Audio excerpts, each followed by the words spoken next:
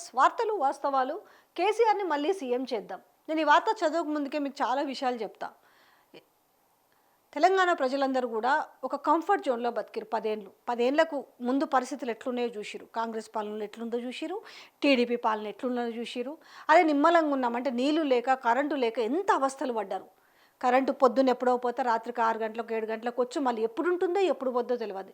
ఇంకా బాయిల కాడ మోటార్లు పెట్టుకోవాల పరిస్థితి అయితే దానంత వర్ణనాతీతము. అంటే ఇంట్లో ఆడోళ్ళకు నిద్ర పట్టకపోతుంటే పొలానికి పోయిన తండ్రో, పొలానికి పోయిన అన్నో, పొలానికి పోయిన భర్తనో, పొలానికి పోయిన తాతనో అసలు తిరిగి వస్తాడా లేడా అంటే మోటార్ల కోసము ఆన్ చేయనీకపోతే కరెంటు షాక్ కొడుతుండ్రు, లేదంటే పాములు తేళ్ల కాటికి గురై చచ్చిపోదురు. తప్పదు, ఎందుకంటే అంత ప్రమాదం ముందుందని తెలిసినా కూడా పోవాలి. ఎందుకంటే కుటుంబం గడవాలి, వ్యవసాయం నడవాలి, ఇంత 5 ఏళ్ళు లోపలికి పోవాలి, బుక్కడి బువ్వ తినాలంటే ఇవి అవసరం. ఇంత తన్లాడుతున్న టైంలో 2014 నుంచి 2023 వరకు డిసెంబర్ వరకు ఏం జరిగింది, ఎట్లున్నారు తెలంగాణ ప్రజలు సుభిక్షంగా అనేది తిండి తిన ఎవరైనా మర్చిపోరు. తెలంగాణలో పుట్టిన ఏ బిడ్డ అయినా మర్చిపోరు. కేసీఆర్ని మళ్ళీ సీఎం చేద్దాం. యావత్ తెలంగాణ ప్రజల ఆకాంక్ష ఇదే. లక్ష్యం కోసం గులాబీ దండు కలిసికట్టుగా కదలాలే. నాకే కాదు 4 కోట్ల తెలంగాణ ప్రజలు కేసీఆర్ హీరో. ఇక్కడ 4 కోట్ల తెలంగాణ ప్రజలకు కేసీఆర్ హీరో. ఇప్పుడు ఎక్కడికి వెళ్ళినా కేసీఆరే మళ్ళీ రావాలంటున్నారు. కేసీఆర్ జన్మదిన వేడుకలు బీఆర్ఎస్ నేత కేటీఆర్. 4 కోట్ల ప్రజల భావోద్వేగం కేసీఆర్ హరీష్ రావు చెప్పిండు. ఊరువాడ సంబరాలు ఘనంగా వృక్షార్చన. తెలంగాణలో ఏ మారుమూల పల్లికి పోయినా, పట్టణానికి వెళ్ళినా ఆటో డ్రైవర్ని, ఆడబిడ్డల్ని, రైతుల్ని, ఓ చెల్లని, తమ్ముడిని ఇలా ఎవరిని కదిపినా కేసీఆరే రావాలంటున్నారు. ఆయనే తిరిగి ముఖ్యమంత్రి కావాలని కోరుకుంటున్నారు అనేసి కేటీఆర్ ఆయన నిన్న చెప్పిన మాటలు. తర్వాత సమైక్య పాలకుల కబంధ హస్తాల నుంచి తెలంగాణకు విముక్తి కల్పించిన కేసీఆర్ను మళ్ళీ ముఖ్యమంత్రిని చేద్దామని, ఇందుకోసం 60 లక్షల మంది గులాబీ దండు కలిసికట్టుగా కలుద్దామని, తెలంగాణ పసిగుడ్డును ఆయన చేతిలో పెడదామని పార్టీ శ్రేణులు బీఆర్ఎస్ వర్కింగ్ ప్రెసిడెంట్ కేటీఆర్ పిలుపునిచ్చారు. తెలంగాణలోని ఏ మారుమూల పల్లికి పోయినా, పట్టణానికి వెళ్ళినా ఆటో డ్రైవర్ని, ఆడబిడ్డల్ని, రైతుల్ని, ఓ చెల్లని, తమ్ముడిని ఇలా ఎవరిని కదిపినా కేసీఆరే రావాలంటున్నారు. ఆయనే తిరిగి ముఖ్యమంత్రి కావాలని కోరుకుంటున్నారని చెప్పారు.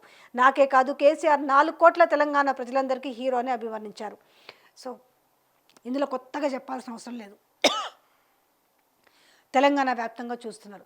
ఎవరైనా ఒక కంఫర్ట్ జోన్లో ఉన్నప్పుడు ఒక చిన్న ఎగ్జాంపుల్ చెప్తా. ఒక కిరాయి ఇల్లు, మనం 1 రూమో 2 రూమ్లో కిరాయి ఇంట్లో ఉంటాం.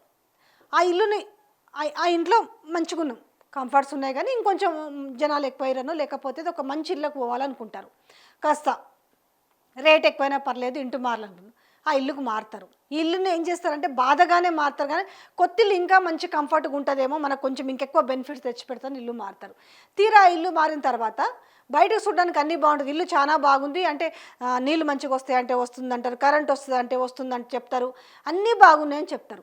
తీరా ఇంట్లోకి పోయిన తర్వాత అన్ని సమస్యలే.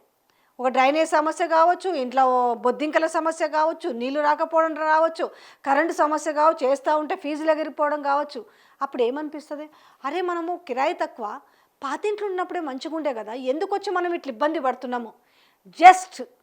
జస్ట్ ఇంటి కిరాయికి పోయినోడు, ఇల్లు మార్చినోడికే పాతిల్లు గురించి గుర్తొస్తుంది. ఎందుకంటే ఆ పాతిల్లు అంత సౌఖ్యాన్ని ఇచ్చింది, అంత ఆనందాన్ని ఇచ్చింది. కొత్తింట్లోకి పోయినాక అన్ని సమస్యలే, పోతే పోయిందిరా నాయన మళ్ళీ పాతింటికే పోతా అనుకుంటాడు. సేమ్ ఇప్పుడు ఏంది పరిస్థితి అంటే 10 ఏళ్లలో తెలంగాణలో ఆనందాన్ని చూసిరు ప్రజలు. అంటే ఇవాళ మీరు అనొచ్చు ఏంటివి స్కాములు ఏంది, స్కీములు ఏంది అనేసి. స్కాములు స్కీములు అనేవి ఈరోజు అవి దేనికి న్యాయస్థానాలకు వదిలేద్దాం, వాటికంటూ శిక్షలు ఉన్నాయి. వాటిని ఇప్పుడు ప్రభుత్వం ఏదుందో ఆ ప్రభుత్వం చూసుకోవాలి. కానీ తెలంగాణ ప్రజలకు కావాల్సిందేంది, తప్పు చేస్తే కోర్టులు పోలీసు వాళ్ళు చూసుకుంటారు. కానీ తెలంగాణ ప్రజలకు కావాల్సిందేంది, మాకు టైంకు నీళ్ళు వచ్చినాయా, టైంకు కరెంట్ వచ్చిందా, టైంకు మాకు పెన్షన్స్ వచ్చినాయా, టైంకు రైతు బంధు వచ్చిందా, రుణమాఫీ అయిందా, లేకపోతే రైతు బీమా కావచ్చు, ఇట్లా రకరకాలుగా చూసుకుంటారు. అన్నిట్లో 1, 2 తక్కువ ఉండొచ్చు, అన్ని నేను 100కు 100% ఉంటే అని కూడా చెప్పలే. కానీ తెలంగాణ వచ్చిన తర్వాత ముఖ్యంగా మారింది ఏమయ్యా అంటే, ముఖ్యంగా దేంతోటైతే మనం ఇబ్బంది పడ్డామో, ఏ దాంతోనైతే తనలాడినామో దాని మనకు వచ్చింది ఏంటివి, కరెంటు నీళ్ళు. రైతుకు పెట్టుబడి సాయం వచ్చింది. రైతుకు ఏదన్నా వచ్చి తను అకాల మరణం పొందితే 5 లక్షల రైతు బీమా వచ్చింది. చచ్చిపోయినాక పైసలు వచ్చుడేంది అనేసి మాట్లాడారు. ఎస్, ఒక ఇంటి పెద్ద ఏదైనా అకాల మరణం పొందితే ఆ కుటుంబం ఏం కావాలి?